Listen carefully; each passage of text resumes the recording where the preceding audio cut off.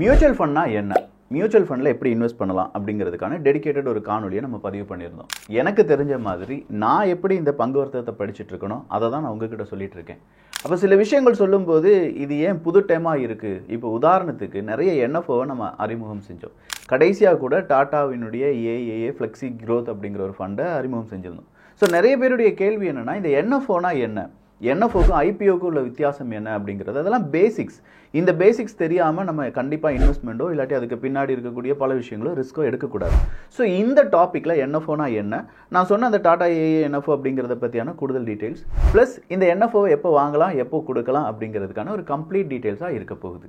அன்பு தமிழஞ்சங்களுக்கு தமிழ் பொக்கிஷத்தின் வணக்கங்கள்.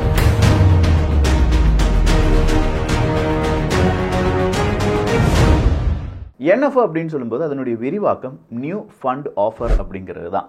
இந்த நியூ ஃபண்ட் ஆஃபர் அப்படின்னு சொல்லக்கூடியதை ஒவ்வொரு நிறுவனங்களும் அதை ஏஎம்சி அப்படின்னு சொல்லுவாங்க, அசட் மேனேஜ்மெண்ட் கம்பெனி. இங்கே என்எஃப்ஓ அப்படிங்கிறத பார்க்கும்போது இப்போ நம்ம பார்ப்பது எல்லாமே மார்க்கெட் லிங்க்டு ஃபண்ட் அப்படின்னு சொல்லலாம். அது என்ன market linked fund? Market linked fund இப்போ டாடா ஏஏ நீங்கள் எடுத்து பார்த்தீங்கன்னா 70% 100% இக்விட்டி ரிலேட்டட் இன்ஸ்ட்ருமெண்ட்ஸில் இன்வெஸ்ட் பண்ணுவாங்க. டெப்ட் அசெட்டில் 0 to 10%, cash, money market instruments, bank deposit and mutual ஃபண்ட்ஸுக்குள்ள அவங்க 0 to 30% இன்வெஸ்ட் பண்ணுவாங்க. ஸோ இந்த ஒரு போர்ட்ஃபோலியோ அப்படிங்கிறது ஒரு மிக்ஸ்டான போர்ட்ஃபோலியோ. ஸோ இந்த யூலிப் அப்படின்னு சொல்றது இல்லாட்டி மார்க்கெட் லிங்க்டு ஃபண்ட் அப்படிங்கிறதுக்கும் மியூச்சுவல் ஃபண்டுக்கும் இருக்கக்கூடிய வித்தியாசம் என்ன அப்படின்னு கேட்டிங்கன்னா, மியூச்சுவல் ஃபண்ட் அப்படிங்கிறத எப்போ வேணாலும் போடலாம், எப்போ வேணாலும் திரும்ப எடுத்துக்கலாம். ஆனால் இந்த யூலிப் இல்லாட்டி மார்க்கெட் லிங்க்டு ஃபண்ட் அப்படின்னு சொல்கிறதுக்கு ஒரு சர்டன் டைம் அப்படிங்கிறது இருக்கும். 5 வருஷம்னா 5 வருஷம், ஒரு லாக்கிங் பீரியட் மாதிரி. அப்போ இந்த லாக்கிங் பீரியடுக்குள்ள நமக்கு ஏதாவது நடந்துருச்சுன்னா அதுக்கான டெடிகேட்டடாக ஒரு லைஃப் இன்சூரன்ஸ் கவர் அப்படிங்கிறதும் இருக்கும். இப்போ Tata A A flexi growth fund நீங்கள் எடுத்தீங்கன்னா ஒரு ப்ரீமியம் 2000 ரூபாய்க்கு கட்டுறீங்கன்னா அதை விட 120 மடங்கு நம்ம லைஃபுக்கு என்ன இருக்கும், ஒரு லைஃப் கவரேஜ் அப்படிங்கிறது இருக்கும். ஸோ இன்வெஸ்ட்மெண்ட்டுக்கு இன்வெஸ்ட்மெண்ட் ஆயிருச்சு, லைஃப் கவர் அப்படிங்கிறதும் தான் இந்த மாதிரியான மார்க்கெட் லிங்க்டு ஃபண்ட்ஸ் அப்படின்னு சொல்லலாம். ஸோ இந்த ஏஎம்சி அப்படின்னு சொல்லக்கூடிய அசட் மேனேஜ்மெண்ட் கம்பெனி, நமக்கு தெரிஞ்ச அசட் மேனேஜ்மெண்ட் கம்பெனி என்ன நம்ம நிறையவே பார்த்துருக்கோம். டாடா அப்படிங்கிறது டாடா ஏ ஒரு அசட் மேனேஜ்மெண்ட் கம்பெனி தான், பஜாஜ் ஒரு ஏஎம்சி தான், இதே மாதிரி நிறைய ஏஎம்சி அப்படிங்கிறது இருக்குது. அப்போ இந்த ஏஎம்சி என்ன செய்வாங்கன்னா புதுவிதமான ஒரு ஸ்ட்ராட்டஜியை வகுத்து அவங்களுக்கு ஃபண்டு வேணும் அப்படின்னு சொல்லி ஆசைப்படுவாங்க. அந்த ஃபண்டை என்எஃப்ஓவா வாங்குற மாதிரி, நியூ ஃபண்ட் ஆஃபராக வாங்குற மாதிரி அதை வந்து இன்ட்ரடியூஸ் பண்ணுவாங்க. இப்போ டாடா ஏஏ அந்த ஃப்ளெக்ஸி க்ரோத் என்எஃப்ஓ ஃபண்ட் அப்படிங்கிறது ஒரு all in one equity fund அப்படின்னு சொல்லி நான் சொல்லியிருந்தேன். அது என்ன all in one equity fund? இந்த பொதுவாக இந்த ஃபண்ட் அப்படிங்கிறத அவங்க பிரிக்கிறாங்கல்ல, ஒரு கம்பெனிக்கு காசு வேணும், அந்த காசுக்காகத்தான் 2 விஷயங்கள் செய்வாங்க. ஒன்று, அந்த கம்பெனியை ப்ரைவேட் லிமிடெட்லேருந்து பப்ளிக் லிமிடெடாக மாற்றுறதுக்கு ஐபிஓவை இன்ட்ரடியூஸ் பண்ணுவாங்க. இன்னொரு வகை என்ன, அவங்களுடைய இந்த என்எஃப்ஓ அறிமுகம் அப்படிங்கிறதையும் செய்யலாம். அப்போ ஐபிஓவும் என்எஃப்ஓவும் செய்கிறது ஃபண்டை வாங்குறதுக்கு தான். ஆனால் அதன் பிறகு இருக்கக்கூடியது நிறைய வித்தியாசங்கள் அப்படிங்கிறது இருக்குது. ஸோ இந்த என்எஃப்ஓ அப்படின்னு சொல்கிறத பொறுத்த வரைக்கும் 3 டைப் என்எஃப்ஓ இருக்குங்க. ஒன்று ஓப்பன் எண்டட் என்எஃப்ஓ, இன்னொன்று க்ளோஸ் எண்டட் என்எஃப்ஓ, அடுத்ததாக எக்ஸ்சேஞ்ச் ட்ரேட் ஃபண்ட்ஸ் அப்படின்னு சொல்லுவாங்க. அதில் நான் சொன்ன மாதிரி Tata A A flexi growth fund அப்படிங்கிறதுக்கான குறிப்பிட்ட காலாவதி அப்படிங்கிறது 31 டிசம்பர் 2023. அதுக்கான லிங்க் எல்லாமே கீழே டிஸ்கிரிப்ஷனில் கொடுத்துருக்கேன். ஸோ அது வரை தான் நம்மளால் வாங்க முடியும், அதுக்கு மேலே வாங்க முடியாது. அப்போ நான் ஒரு வார்த்தை சொன்னேன், இது வந்து ஒரு all in one equity fund அப்படின்னு சொல்லி. இந்த all in one equity fund அப்படிங்கிறது வேறு எதுவுமே இல்லை. இப்போ டாடா ஏஏ ஃப்ளெக்ஸி க்ரோத்தை நம்ம எடுக்கிறோம் அப்படின்னா அவங்ககிட்ட இருந்து நம்ம நிறைய ஃபண்டு, நம்ம நிறைய என்ஏவி வாங்குறோம். நம்ம இப்போ 1000 ரூபாய் கொடுக்குறோம்னா 10 ரூபாய் வச்சு நமக்கு ஒரு 100 என்ஏவி நம்ம வாங்கி வச்சிருவோம். அப்போ இவங்க இதே மாதிரி நிறைய பேர் வாங்குவாங்கல்ல, இந்த ஃபண்டெல்லாம் வச்சு மறுபடியும் இவங்க என்ன செய்வாங்க, டாடா ஏஏ அவங்க வந்து ஃபர்ஸ்ட் ஸ்மால் கேப்லேயோ இல்லாட்டி மிட் கேப்லேயோ கொண்டு போடுவாங்க. மார்க்கெட் வந்து நல்லா பெர்ஃபார்ம் ஆகிட்டு இருக்கும்போது அப்போ ஸ்மால் கேப் மிட் கேப்பில் கொண்டு போட்டுட்டு அதில் இருக்கக்கூடிய அந்த அவங்களுக்கு கிடைக்கிற வருமானம் அதை யாரெல்லாம் இந்த என்எஃப்ஓ எடுத்திருக்காங்களோ அவங்களுக்கு டிவைட் பண்ணுவாங்க. அப்படி டிவைட் பண்ணும்போது அந்த என்ஏவினுடைய ப்ரைஸ் அதிகரிக்கிறதுக்கான வாய்ப்புகள் இருக்குது. இப்போ 10 ரூபாய்க்கு எடுக்கிறோம், நாளைக்கு அவங்க போடுற அவங்களுடைய ஸ்ட்ராட்டஜி நல்லா இருந்துச்சுன்னா அது 14 ரூபாயா மாறும், 15 ரூபாயா மாறும், இல்லாட்டி 100 ரூபாயெல்லாம் மாறும். சரி, மார்க்கெட் கொஞ்சம் டவுனாக பெர்ஃபார்ம் அப்படின்னா அவங்க உடனே இந்த ஸ்மால் கேப் மிட் கேப்லேருந்து தூக்கிட்டு எதில் தூக்கி போட்டுருவாங்க, லார்ஜ் கேப்பில் கொண்டு போட்டுருவாங்க. அப்போ லார்ஜ் கேப்லையும் மிட் கேப்லையும் இல்லாட்டி ஸ்மால் கேப்லையும் நம்முடைய ஃபண்ட் அப்படிங்கிறது அவங்களே என்ன செஞ்சிடறாங்க, ஸ்விட்ச் பண்ணுறதுனால நம்முடைய லாசஸ் அப்படிங்கிறது கம்மியாக இருக்கும். இது வந்து ஒரு விதமான ஸ்ட்ராட்டஜி. ஸோ இந்த ஸ்ட்ராட்டஜியோடு இனி டாடா ஏஏ இதே மாதிரியான ஒரு என்எஃப்ஓ ரிலீஸ் பண்ண முடியுமா அப்படின்னு பார்த்தா முடியாது. இதற்கு செபி சம்மதிக்க மாட்டாங்க. ஸோ செபியை பொறுத்த வரைக்கும் அவங்க இதை எப்படியாவது ஒரே தீம் இருக்கக்கூடிய மல்டிபிள் ஃபண்ட் வெளியில் வரக்கூடாது, ஒரு நிறுவனம் இறக்கக்கூடாது அப்படிங்கிறது ரொம்ப தெளிவாக இருப்பாங்க.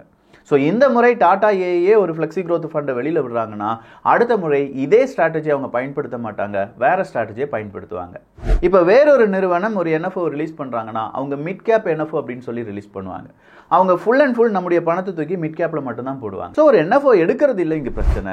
அந்த என்எஃப்ஓ எப்படி பெர்ஃபார்ம் பண்ணும், அந்த நிறுவனம் அந்த ஏஎம்சி அப்படிங்கிற நிறுவனம் கிட்டத்தட்ட ஒரு 5லேருந்து 10 வருடங்கள் மார்க்கெட்டில் இருக்கா, அவங்க இதுக்கு முன்னாடி ரிலீஸ் பண்ண என்எஃப்ஓஸ் எப்படி பெர்ஃபார்ம் பண்ணிட்டு இருக்கு அப்படிங்கிறது எல்லாத்தையுமே புரிஞ்சுக்கிடணும். இப்போ டாடா ஏஎல்லாம் எடுத்து பார்த்தோம்னா அவங்களுடைய லாங் டேர்ம் growth அப்படிங்கிறது ஒரு 26% இருக்கு. அதே மாதிரி டாடா ஃபண்ட்ஸ் அப்படிங்கிறவங்க ஒரு மல்டி கேப் அக்டோபர் 2015 ரிலீஸ் பண்ணாங்க.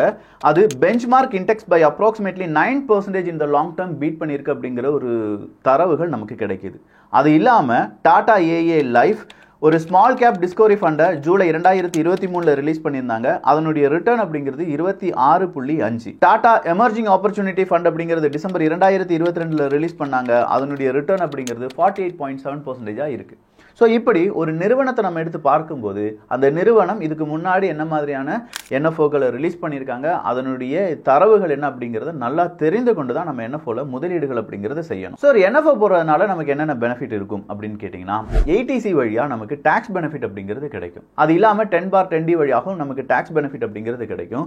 பொதுவாக எல்லா என்எஃப்ஓலையும் ஒரு விஷயம் இருக்கும். இப்போ டாடா ஏனுடைய ஃப்ளெக்ஸி growth எடுத்து பார்த்தா கூட நம்ம ப்ரீமியமாக கொடுக்குறோம் பார்த்தீங்களா, ஒரு 2000 ரூபாய் மாதம் ஒரு 2000 ரூபாய் அப்படின்னு சொல்லி நம்ம பிரீமியமா கொடுக்கிறதுல 120 மடங்கு அப்படிங்கிறது நம்முடைய லைஃப் கவராகவும் கிடைக்க வாய்ப்புகள் இருக்கு. ஸோ அதுவும் நம்முடைய ஆடட் பெனிஃபிட் அப்படிங்கிறது தான். ஸோ என்எஃப்ஓ ஒரு குட் ஆப்பர்ச்சுனிட்டியா அப்படின்னு கேட்டா நம்முடைய இன்வெஸ்ட்மெண்ட் அப்படிங்கிறத டைவர்சிஃபிகேஷன் செய்வதற்கு என்எஃப்ஓ நல்ல ஒரு ஆப்பர்ச்சுனிட்டி தான்.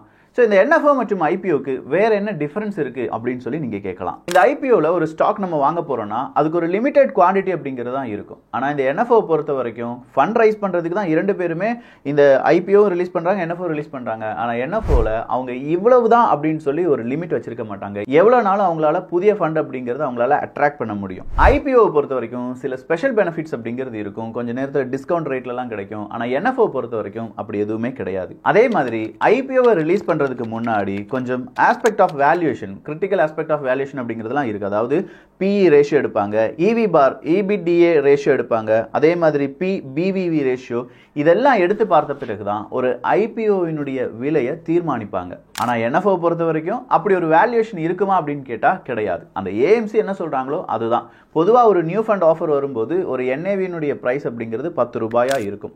இனிஷியலா 10 ரூபாய். அதன் போக போக அதனுடைய டிமாண்ட் எப்படி இருக்கு, அவங்களுடைய ஸ்ட்ராட்டஜி எப்படி பெர்ஃபார்ம் ஆயிட்டு இருக்கு, இதை பொறுத்து புதிய ஒரு நபருக்கு அது ஒரு ஓப்பன் எண்டட் என்எஃப்ஓவா அறிமுகமாகும் போது அங்க என்ன செய்வாங்க, அது கொஞ்சம் கூட வேல்யூவேஷன் கூடுனதா மாறிட்டே இருக்கும். ஐபிஓ வாங்குறதுக்கு பதிலா பேசாம நம்ம என்எஃப்ஓவே வாங்கிட்டு போயிடலாமே, ஒரு யூனிட் பிரைஸ் அப்படிங்கிறது 10 ரூபாய்க்கு கிடைக்குமே அப்படின்னு பார்த்தா இந்த இடத்துல நம்ம சொன்ன மாதிரி பிஇ ரேஷியோ, இந்த ரேஷியோ எல்லாம் பார்த்துட்டு ஸ்டாக் மார்க்கெட் எப்படி பெர்ஃபார்ம் ஆகுது, அவங்களுடைய ஸ்ட்ராட்டஜி என்ன, அதை பொறுத்து ஐபிஓ ஆர் என்எஃப்ஓ அதுல நீங்க தான் உங்களுடைய முடிவை எடுக்கணும். ஸோ உங்களுடைய இன்வெஸ்ட்மெண்ட் ஆப்ஜெக்டிவ் என்ன, அது எப்படி பெர்ஃபார்ம் ஆகுது, எந்த ஸ்ட்ராட்டஜில அவங்க இந்த என்எஃப்ஓ ரிலீஸ் பண்ணிருக்காங்க அப்படிங்கறத ஃபர்ஸ்ட் தெரிஞ்சுக்கோங்க. அடுத்ததா அதனுடைய ரிட்டர்ன்ஸ் எப்படி இருக்கும் அப்படிங்கறத உங்களால மார்க்கெட் பார்த்து கொஞ்சமா கணிக்க தெரிஞ்சிருக்கணும். ஸ்டாக் மார்க்கெட் இல்லாட்டி மார்க்கெட் அப்படின்னு சொல்லும் போதே அதுல ஒரு ரிஸ்க் இருக்கு அப்படிங்கிறதும் என்எஃப்ஓவும் அதே ரிஸ்க் இருக்கு அப்படிங்கிறதுலயும் மாற்று கருத்து அப்படிங்கிறது கிடையாது. லாங் டேர்மா ஒரு என்எஃப்ஓ எடுக்கணும் அப்படின்னு நினைச்சீங்கன்னா அதற்கு இப்போ இந்த ஃப்ளெக்ஸி கேப் அப்படிங்கிறது உறுதுணையா இருக்கும். அதை பத்தி நிறைய டீடைல்ஸ் தெரிந்து கொள்வதற்கு கீழே இருக்கக்கூடிய லிங்கை